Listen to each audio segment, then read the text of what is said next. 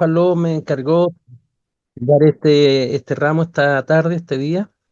Y bueno, son 4 semanas que vamos a tener de estudio sobre el canon de las Sagradas Escrituras. Forma parte del contexto de los textos de Mins y es un tema bien interesante sobre el canon bíblico porque dice relación eh, con la Biblia en desde una perspectiva formal, pero también dice relación con el carácter de la palabra que es inerrante, que la palabra es fiel, que la palabra es inspirada. Y de esta manera, siendo eh, palabra de Dios, nosotros tenemos que conocerla, evidentemente, averiguar de qué trata ella y sin lugar a dudas es uno de los pilares de nuestra fe. Recordemos que uno de los de las 5 solas es precisamente solo Biblia. Entonces, saber decir solo Biblia no es un eslogan, no es un título, sino que es un conjunto de creencias y de entendimiento que van envueltos al declarar que solamente la Biblia es nuestra regla de fe. Así, hecha esta pequeña aclaración o introducción, mejor dicho, nosotros debemos de pensar primeramente qué significa cuál es el significado y uso del término canon.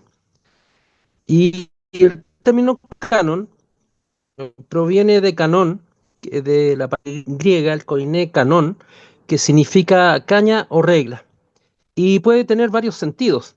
Uno de ellos, regla o instrumento para medir. También norma o guía doctrinal. También la doctrina ortodoxa la utiliza en oposición a la doctrina heterodoxa. Y después voy a hacer un paréntesis un poquito más adelante en el punto. Y las escrituras como norma suprema de fe y de conducta. La Biblia es nuestra única regla de fe y de conducta, dice la Confesión de Fe de Westminster. Algunas traducciones dicen es nuestra única regla de vida y de fe y de vida, dice. De fe y de vida. Entonces, nosotros debemos considerar estos elementos cuando hablamos de canon.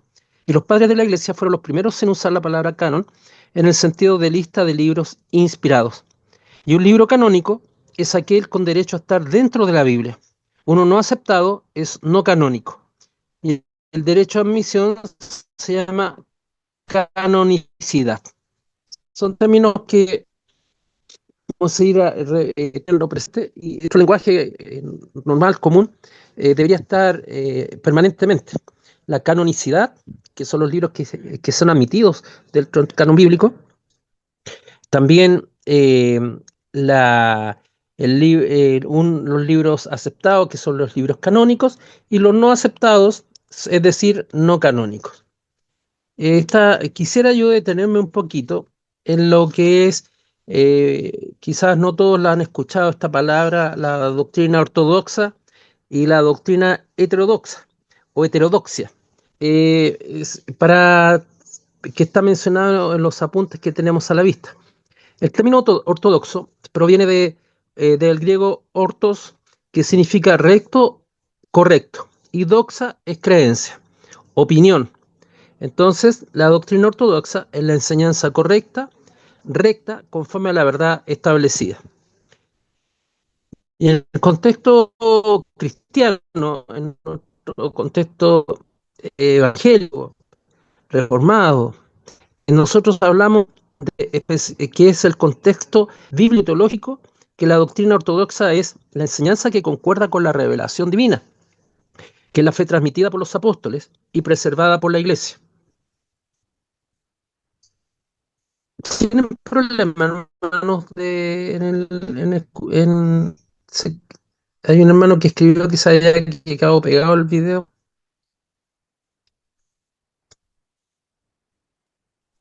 Sí, Ya, sí, si hay algún se ve problema me pegado. avisan por favor para cómo podemos solucionar. También es aquello que la comunidad cristiana, apago la cámara, mejor les parece.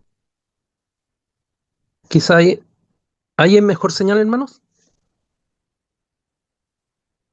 Sí, pastor, se escucha bien.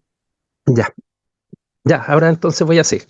Entonces, recapitulando, en el contexto cristiano, especialmente bíblico y teológico, la doctrina ortodoxa es la enseñanza que concuerda con la revelación bíblica, la fe transmitida por los apóstoles y preservada por la iglesia. Aquello que la comunidad cristiana reconoce como norma legítima de fe. Y también son las creencias que se ajustan a la regla de fe, es decir, que se ajustan al canon. Paralelamente, tenemos este concepto que es opuesto al de la heterodoxia, el- que significa lo siguiente. Heterodoxo proviene de hetero, que significa diferente, y doxa, que es creencia. Entonces, nuevamente son palabras griegas que unidas significan en heterodoxia enseñanza desviada, distinta, contradictoria a la doctrina correcta. Así en el mundo cristiano y en el texto que estamos estudiando se refiere a creencias que son contrarias a las escrituras, que son interpretaciones o enseñanzas no conformes a la fe apostólica, e ideas o prácticas doctrinales que alteran o niegan o contradicen la verdad bíblica central. En cuanto a la aplicación del texto, vemos que el autor nos señala que hay que distinguir entre la doctrina cristiana ortodoxa en contrario con la heterodoxia. Él lo que está señalando es que el canon bíblico funciona como regla de fe para distinguir la verdadera doctrina, que es la ortodoxia, de la enseñanza falsa o desviada, que es la heterodoxia. Así, la Biblia es la norma objetiva que permite determinar qué enseñanza es fiel a Cristo y cuál no.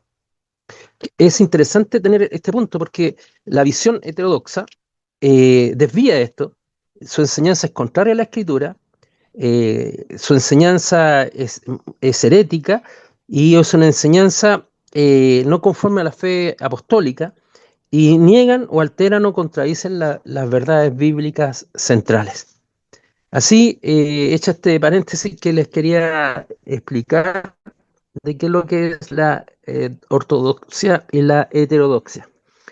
En cuanto a la formación del canon del Antiguo Testamento, el desarrollo, el autor distingue en el Antiguo Testamento distintas épocas.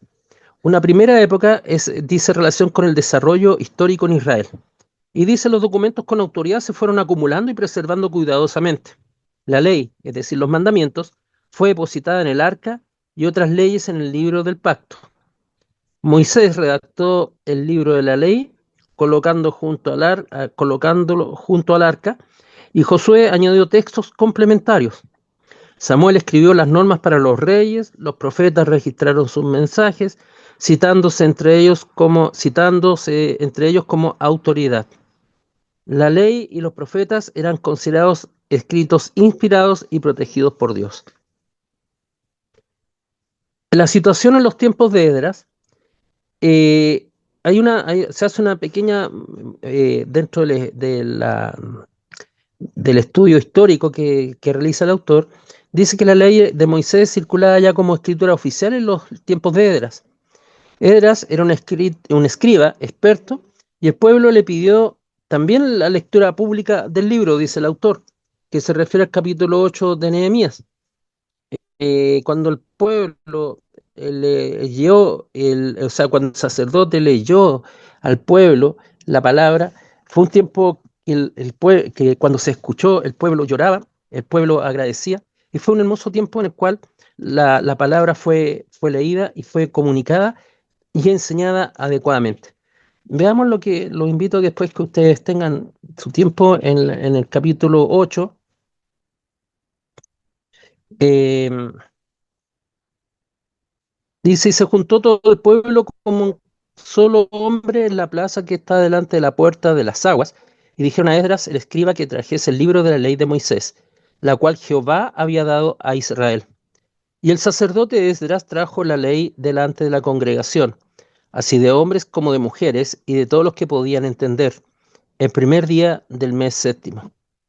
Y leyó en el libro delante de la plaza que está delante de la puerta de las aguas, desde el alba hasta el mediodía, en presencia de hombres y mujeres y de todos los que podían entender. Y los oídos de todo el pueblo estaban atentos al libro de la ley. Y el escriba Esdras estaba sobre un púlpito de madera que habían hecho para ello, y junto a él estaban Matatías, Sema, Anías, Urías, Hilcias y Maasaías, a su mano derecha, y a su mano izquierda, Pedaías, Misael, Malquías, Jasun, Hasbadana, Hazarías y Mesulam. Abrió pues Esdras el libro a ojos de todo el pueblo, porque estaba más alto que todo el pueblo, y cuando lo abrió, todo el pueblo estuvo atento. Bendijo entonces Esdras a Jehová, Dios grande, y todo el pueblo respondió amén, amén, alzando sus manos, y se humillaron y adoraron a Jehová, inclinados a tierra.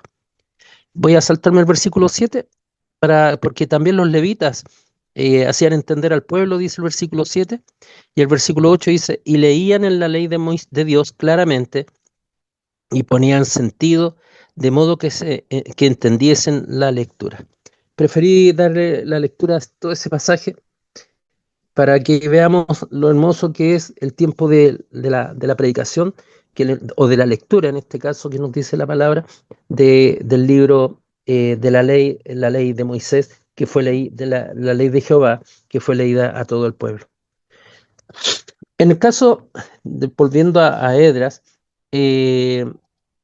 antes de la separación con Samaria, el Pentateuco llegó, el Pentateuco ya estaba conformado antes de la separación con Samaria. ¿Recuerdan el reino del norte y el reino del sur después de los tiempos de, posteriores a, a Salomón, cuando se formó después de su muerte el reino del norte y el reino del sur? Y viene a ser de esta manera para Samaria, para los samaritanos y también para Judá, el reino de Judá, la escritura sagrada. Y hacia fines del siglo III y segundo antes de Cristo se reconocían tres secciones: la ley, los profetas y los escritos. Eh, Hay un autor que se ha mencionado, un escrito, Jesús Sí. Bencirá, que testimonia que la colección de los profetas menores como un solo libro. ¿Ya? También vamos viendo que hay y en el si al 132 antes de Cristo se afirmaba esta triple división en la ley, los profetas y los escritos. Y la Septuaginta, la versión de los 70, ya circulaba. Recordemos que la versión de los 70 es la traducción del hebreo hacia el griego para el conocimiento del pueblo judío que vivía en la diáspora. Veamos también el testimonio, el autor señala testimonios extrabíblicos que son importantes. En Primera Macabeos menciona los libros sagrados que poseemos. Filón de Alejandría cita casi todos los libros del hebreo, nunca los apócrifos. El Nuevo Testamento reconoce las escrituras judías como un cuerpo definido: la ley, los profetas y los salmos. Flavio Josefo afirma que los judíos solo reconocen 22 libros divinamente inspirados: 5 de Moisés, 3 proféticos e históricos y 4 poéticos y sapiensales. Josefo testifica que tras Artajerjes no hubo profetas, por tanto ningún libro posterior fue admitido. Artajerjes era su punto de vista de Flavio Josefo. Las tradiciones posteriores de época tardía atribuyen a Esdras la recopilación final del canon, pero ciertas interpretaciones legendarias. La evidencia histórica muestra que el canon fue cerrado tras la era de los profetas. Hay 3 divisiones claramente establecidas y el orden variable de los libros en la tercera sección, sin cuestionamiento real de su canonicidad. Así, el autor explica que habrían testimonios bíblicos, extrabíblicos y de tradiciones que establecen la formación del canon del Antiguo Testamento. Respecto al Nuevo Testamento, la situación es distinta. La iglesia primitiva heredó del judaísmo la convicción de tener una norma escrita de fe. Jesús y los apóstoles confirmaron la autoridad del Antiguo Testamento. Los apóstoles reclamaron igual autoridad para sus escritos, ordenando su lectura pública y afirmaron que constituían fundamentos de la Iglesia junto con los profetas. Es la opinión que el autor está dando. Yo estoy siguiéndome a lo que él señala. Yo creo que lean lo que yo escribí, sino que invitaban, es un imperativo, pero me cuesta, digamos, el concepto que está usando el autor, pero eso es un tema que no difiere del fondo, digamos, ¿ya? En cuanto al proceso de reconocimiento apostólico, este fue un poco más largo y fue lento y pausado, nos dice el autor. La apostolicidad era el criterio central. ¿Está escrito por apóstol o bajo su autoridad? Durante los siglos II y III, la Iglesia reunieron los documentos con reconocimiento apostólico. La diversidad geográfica produjo divergencias menores, pero la enseñanza apostólica era la regla. Así surge también una percepción progresiva. A principios, del siglo II, los cuatro evangelios eran universalmente aceptados. Las cartas paulinas circulaban en colección y el libro de Hechos era ya reconocido. Habían discrepancias regionales. En la iglesia siria dudaban de Apocalipsis, segunda Pedro y segunda y tercera de Juan. En la iglesia romana cuestionaban Hebreos, segunda Pedro, Santiago y tercera de Juan. Y en Santiago, en la iglesia africana dudaban de Hebreos y segunda de Juan. Estas dudas muestran un proceso de verificación, pero no de imposición. Pienso que aquí haya un proceso de mandato del hombre, sino que es de imposición humana, sino que es el Espíritu Santo el que fue abriendo el entendimiento de la iglesia y de los hermanos. Yo creo que no reafirmo ese proceso, no es de imposición, no es de mandato humano, sino es el obrar del Espíritu Santo en la iglesia. En cuanto a la fijación conciliar en el siglo IV, 10 padres y 2 concilios dan una lista coincidente prácticamente igual al canon actual. Y el Apocalipsis fue discutido en algunos lugares, pero finalmente fue reconocido. Así hay conclusiones doctrinales claves. Primero, la aceptación del canon no creó autoridad, solo reconoció escritos ya inspirados. Las diferencias iniciales entre padres e iglesia muestran un proceso honesto de examen. El testimonio histórico confirma que los 27 libros del Nuevo Testamento son apostólicos. Es un criterio fundamental para la canonicidad. La base última del reconocimiento no es un concilio, sino el testimonio interno del Espíritu Santo conforme a la teología reformada. Esa idea es una idea fuerte que nosotros tenemos que tener muy claro. La Biblia no es la Biblia, no es la autoridad de la Biblia porque nosotros digamos que es la autoridad, sino que es el testimonio interno del Espíritu Santo que nos dice que debe ser reconocida como palabra autoritativa, como palabra de Dios. El canon también está cerrado, nada se puede añadir, nada se... El último término es un término tardío, debemos precisar, pero la idea de una norma de fe es apostólica, de una regla de fe. Y los críticos modernos rechazan, y aquí podríamos hablar de la heterodoxia, los críticos modernos rechazan la autenticidad tradicional, la evidencia histórica textual favorece la posición clásica. Así nosotros debemos de tener presente esta circunstancia de lo que significa la formación del canon y cómo se fue desarrollando.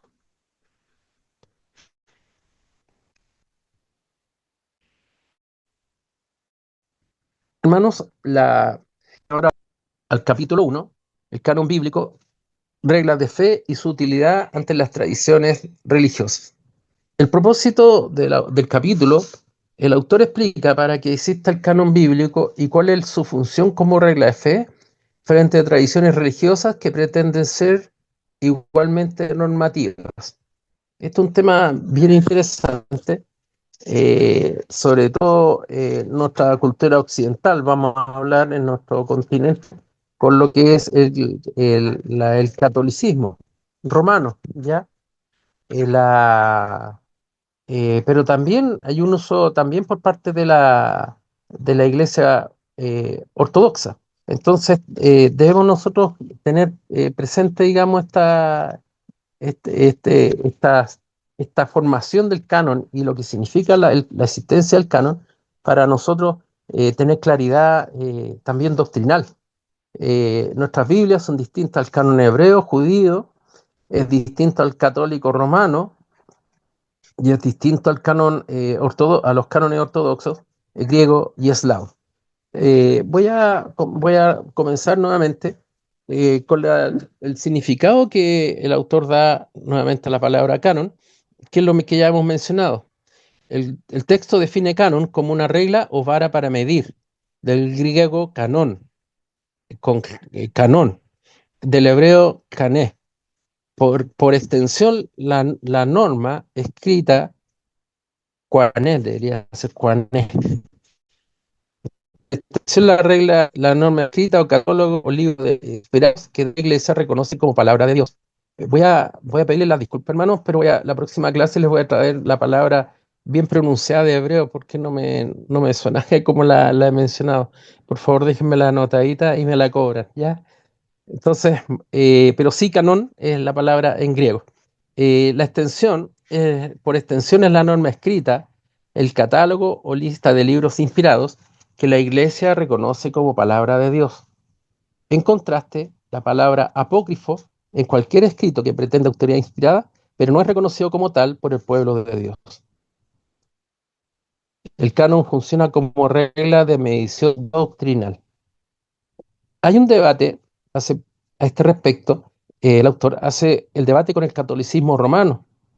El autor relata un intercambio con católicos romanos que sostiene que la Biblia por sí sola no contiene la revelación completa y que requiere ser completada por las tradiciones eclesiásticas.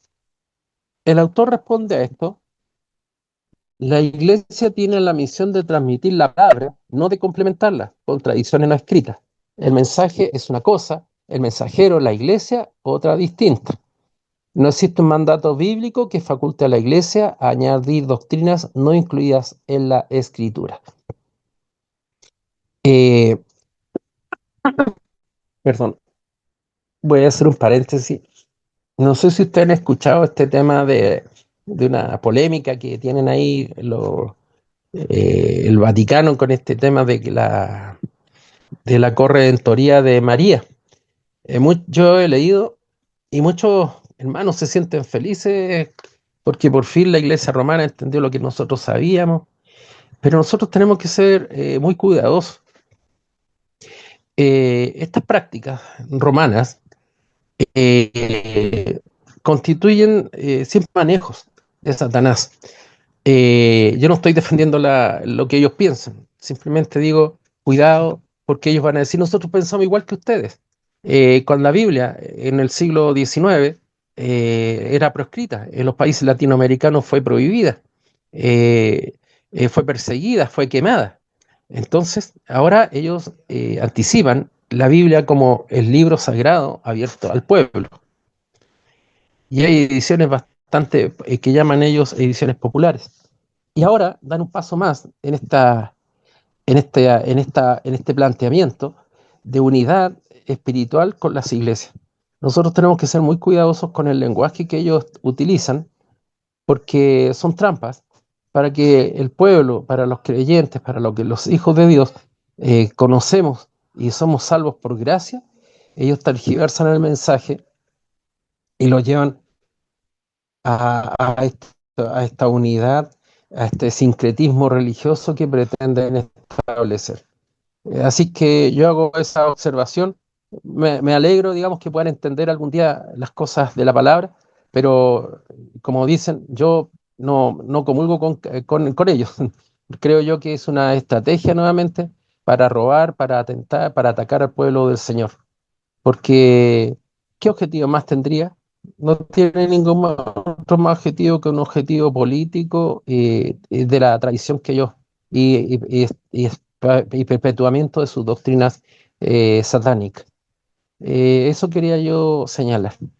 Yo sé que un tema es controversial y discutible, pero como yo hago la clase, yo me reservo el derecho a dar mi opinión. Y si alguien piensa distinto, por supuesto, es una opinión válida. ¿Ya? Ahora vamos al punto 1.4, que es la diferencia entre la predicación oral apostólica y la tradición católica. Este capítulo distingue claramente en lo que es la predicación oral apostólica, que es un medio de transmisión original del mensaje. Es un testimonio directo, en otras palabras. Contiene contiene el mismo contenido que quedó registrado por escrito. No tiene alteraciones.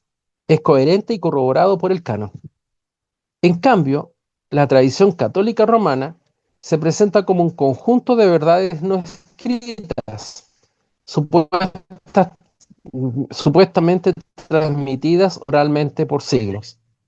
Se usa como base para doctrinas no contenidas en la Biblia, indulgencias, purgatorios, confesiones auricular, etc. Su carácter es incomprobable, pues descansa en afirmaciones desarrolladas siglos después. El autor advierte que aceptar tales tradiciones abre la puerta a doctrinas sin control ni fundamento escriturario.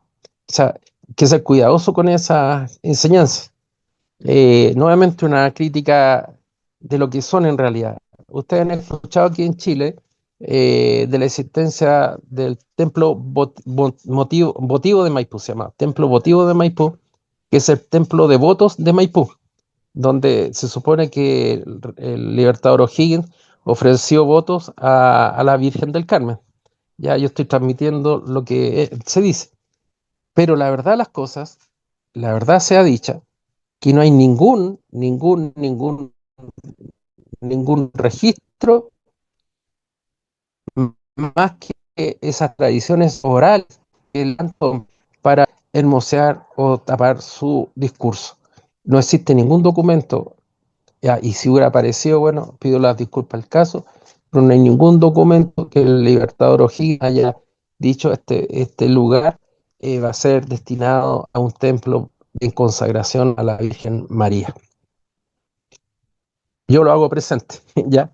También hay otras cosas más que son fraudes que ellos levantan, pero nuevamente aquí tenemos que tener mucho cuidado. La tradición oral, la tradición católica, es distinta a la predicación oral apostólica, ¿ya? También eh, el autor advierte sobre advertencias bíblicas contra doctrinas no apostólicas. El capítulo cita pasajes que advierten contra esas falsificaciones doctrinales. En Gálatas 1, versículos 6 al 8, condena todo evangelio diferente. En Efesios 4:14, peligro de doctrinas cerradas. En Colosenses 2:8, advertencias sobre tradiciones de hombres. En Judas 1, 3, 4, no Judas, es un solo capítulo del versículo 3 y 4, está la exhortación a contender por la fe dada una vez a los santos. Estas citas fundamentan la necesidad de un canon como regla objetiva. También hay ilustraciones, el canon como regla de medición. Se usa, por ejemplo, se usa ejemplos de indicadores que comparan sus peces con una regla estándar para conocer la medida exacta. El paralelo espiritual, para saber si una doctrina es verdadera, debe compararse con la regla o canon que es la Biblia. El objetivo del canon es evitar que otro evangelio. El autor luego avanza y nos dice en el capítulo segundo el canon del Antiguo Testamento antes del Concilio de Trento. Este capítulo analiza cómo se entendía el canon del Antiguo Testamento durante los primeros 15 siglos, antes de que la Iglesia Católica Romana definiera dogmáticamente su canon en Trento en 1546. El consenso histórico mayoritario dice que hasta el siglo XVI la opinión predominante entre los cristianos era que el canon normativo del Antiguo Testamento era el canon hebreo, los 39 libros conservados por el judaísmo. Los libros llamados apócrifos o extraños eran útiles para edificación, no para establecer doctrina. Hay testimonios del siglo segundo y tercero que nos hablan de testimonios patrísticos que demuestran que los primeros cristianos distinguían claramente entre los libros canónicos, que son los hebreos, y los libros eclesiásticos, que son útiles pero inspirados en el nivel canónico. Por ejemplo, Meliton de da un catálogo del Antiguo Testamento que corresponde esencialmente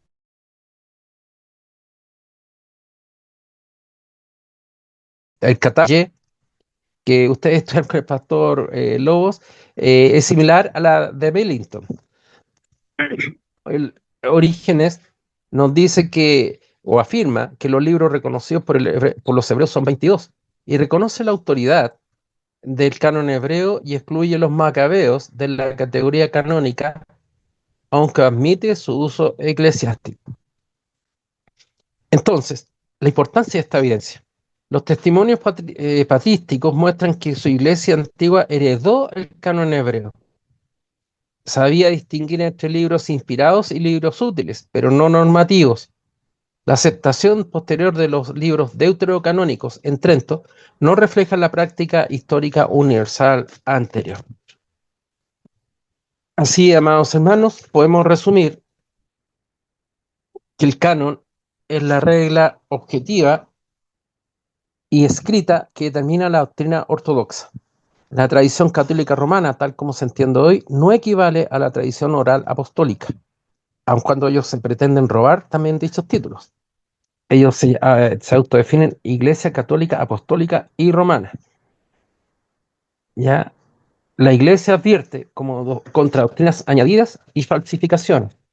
La función del canon es permitir distinguir entre lo verdadero, el verdadero evangelio y las distorsiones doctrinales. Históricamente, hasta el siglo XVI, la Iglesia reconocía como inspirados los libros del canon hebreo, usando los apócrifos como solo lecturas edificantes, no como base doctrinal. Y las fuentes cristianas que han sido citadas, Mellington, Orígenes y otros, confirman esta distinción. Eh, yo más tardecito me comprometo, hermanos, a mandarles un cuadro, si ustedes gustan, eh, de los cuadros comparativos, los cánones del Antiguo Testamento. Así ustedes lo van a tener, lo pueden leer y tenerlo más claro, digamos, en sus apuntes. Y también la, les puedo enviar también un listado de los libros que son añadidos en el canon católico romano. El canon católico romano tiene libros de Tobías, Judith, Sabiduría, Eclesiástico, Baruch, Macabeos 1 y 2. También hay adiciones a Daniel y también adiciones a Esther. La Biblia católica romana en ese sentido tiene más libros. Yo una vez tuve la oportunidad de leer uno, a ver, el Macabeos, por ejemplo, termina diciendo, no lo digo textual, pero parafraseando, esta es la enseñanza que, que les entrego, pero si me equivoco, ruego a ustedes perdonarme. O sea, no puede ser que la Biblia esté pidiendo perdón por equivocaciones, la Biblia no se equivoca. También en los libros de Judith y Tobías hay adoración hacia los difuntos. Importante lo otro no recuerdo en este momento, pero vamos a ver más adelante. La, ¿Por qué es importante para la iglesia hermana estos libros? Fundamentan sus falsas doctrinas en ellos. Así que voy a mandarles, como les digo, más ratito el cuadrito, y si no hoy día, mañana en la mañana lo van a tener ustedes en su WhatsApp. Que el Señor los bendiga, mis amados hermanos. Eh, perdón, no sé si hay alguna pregunta, que es muy rápido, pero dado que tiempos son cortos, por eso quizás alguna pregunta, alguna duda. Ya. Le voy a pedir a mi hermano Tomás Delgado, si estuviera por ahí, por favor, que nos diga en oración, por favor. Sí, pero ¿Estabas creo por ahí, que... Tommy? Sí, sí, pero creo que querían preguntar algo, creo. Sí, No sé, ¿aló? no viste. Ya, quería preguntar, Giovanni, ¿tú querías preguntar algo? Arturo, No, Sí, ¿sí? no. no. Y yo estoy un poco confundido por el texto que se está ocupando. ¿Qué texto se está ocupando? El texto de la CLIR? No, perdón, no es la CLIR. ¿Pastor? El texto ¿Pastor? de Minsk. Sí, el texto de Minsk, que está en sus, ¿cómo se llama? Sí, En no, sí sus lo tengo. bandejas respectivas.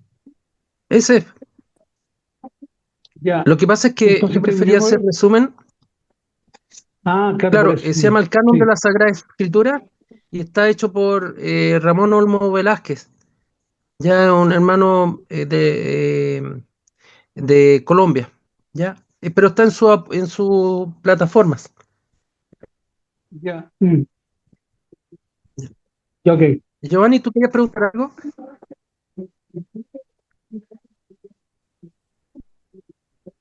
Pastor. Entonces, ahora Tom, por favor, Tom. Eh, bueno, perdón, que insista sobre que el hermano Eleazar había dicho algo, no sé si se arrepintió. Mm, no me quedó tan claro el resumen o la definición de canon. Eh, claro, tenemos un texto aquí que podemos usarlo, pero básicamente el canon de la Sagrada Escritura, ¿qué implica en el fondo? O sea, ¿por qué estos 27 y por qué no otros? ¿Quién lo determinó? ¿Quién decidió eso? ¿La Iglesia o el Señor a través del Espíritu Santo? Hay varias preguntas que uno se puede hacer. Pregunto. Pastor, eso forma parte del curso. Hoy día era la clase introductoria, entonces vamos a ir resolviendo Introductorio. esas preguntas en el curso. ¿Ya? Gracias por la inquietud. Sí, claro. Es que más que nada para tener una definición primaria en principio, claro. Ya, gracias. Claro. Ya, ya Tomás. Bien, le invito a orar. Padre Celestial, nos inclinamos delante de usted, Señor. Primero que todo, alabándote, Señor, reconociéndote como nuestro Creador, nuestro Padre Celestial. Te queremos pedir que seas tú, Señor, con nosotros, Señor. Te damos gracias por esta clase. Te damos gracias por el tiempo de nuestro pastor Carlos, Señor. Te ruego una bendición especial para él, para su familia, Señor. Te damos gracias porque hemos podido tener nuestra primera clase, Señor. Te rogamos que seas tú con cada uno de nosotros, Señor, en nuestra constancia, Señor, en nuestras responsabilidades con las evaluaciones, Padre bueno. Y te pido también una bendición especial para cada uno de los presentes que están aquí conectados y también a sus familias representadas, Señor. Te rogamos todo esto y te lo presentamos en el nombre de Jesús. Amén. Amén.